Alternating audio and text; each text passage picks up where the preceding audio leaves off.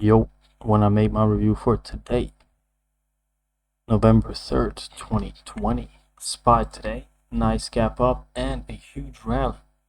Right off open pretty much. Just kept going and going. And there was only really one mover today in the small caps, and it did 128 million shares. And that is BBGI. They beat on revenues pretty nice or something like that. And some of my lines right here. This bottom, of course, this was the pre-market top at the time. The daily it was ran before right here on some really nice volume too, 25 million. So I had a few of these lines up here drawn. Also this blue line on the daily. I was thinking it could probably get, once it got past this 220, that it could really go, but it didn't. And this trade I think it did almost 20 million even before pre-market. It was crazy. So volume was there, things were going in, going down, and there was plenty of opportunity. And the thing was, this was the only runner, so pretty much everyone was trading this, because elections today, I'm guessing people are kind of like wary of what's going to happen, and I don't know, hesitant to actually do anything in the stock market. And took it on 4 times, and really proud of how I did right here. The first trade was, I was hoping for a rejection off of these pre-market high, the current pre-market high at the time, and maybe a VWAP project also under this key level where I wanted to get in under 2, and it didn't really work out. I tried to reject right here, didn't work out. Some volume started coming in, and I just bailed on it. Had to reposition, reevaluate the situation, see what's going on. Then I seen lower lows kind of like bouncing off of this 220-ish area. Decided to give it a try, maybe flush below VWAP or to this 2. Didn't work, only got 100 shares in, covered at the highs since it broke this level.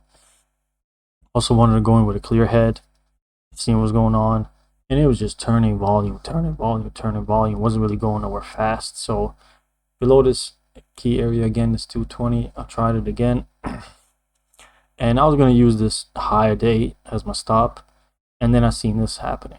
And I've noticed this pattern plenty of times. It's a sign of weakness, plus no huge volume increases, and then all of a sudden, bam, it flushed under VWAP, under everything. So I covered real quick at 2s, figured that was good, and made $64.98. And I lost 35 bucks on the first trade and 15 on the second trade. So already I'm up after this third trade. Not much though. I think like 15 bucks, but still not red. Super proud of how I did on these first 2 trades, not letting the red get out of hand. Cut it when it wasn't working, reevaluated the situation, came in with a clear head, and rocked it on the third trade. Beautiful, beautiful. Now the fourth trade, I wanted to really make some profit and really see what's going on. Yeah, under this level, it's dead. It's gonna probably flow back to like 130, but it never got there. So as soon as I covered, I see more weakness. Lower lows, lower highs right here. And I figured it's under 2, under VWAP, going into the open. I was thinking it was going to flush right away, but it didn't. So I added on a pop into this 2 area. Under VWAP still beautiful setup, beautiful theory, beautiful everything. And my goal was initially 160 on these 300 shares, 100 shares pop right here. On 300 shares, 160 was the goal. And it got 177, 173 right here, and I didn't take profits, but volume was lower and lower, and lower. And I was like, whatever, I got a decent average. My average is 194 right here, so it's way up here. My average is real nice. This is also heavy volume right here. So whenever it would have got back to this level, which it did later on, I was highly doubtful that it was going to keep going. It would need like super crazy volume, like all in here.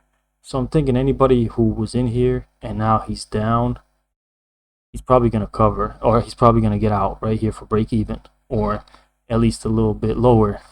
So this second move was expected, really expected, but I did not take profits here. Got taken for a ride, and then took profits at 171 over here, which is not bad at all, because it did go to 164-ish, which I wanted and where I'd seen it at, but I was already out.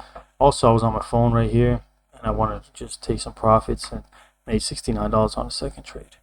So overall, really, I should have just took profits right here on the second trade and then re-attacked it on this obvious run up right into huge volume resistance and huge. This level is, I'm thinking probably 90% is not gonna break. And when it's this much volume, this much consolidation, this is a super key level. So also into VWAP, not to mention.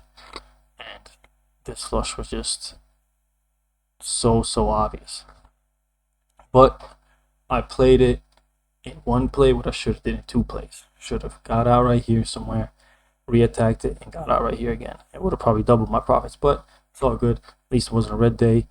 And also above 2, maybe like this 210 area. Look at this fake out too. What a beast of a fake out on volume too. Look what they did. They ran it up a couple cents higher on crazy volume too. And, it didn't go nowhere. That's why you don't buy breakouts ever. Anyways, on the day, I finished up $83.98, which I'm super proud of.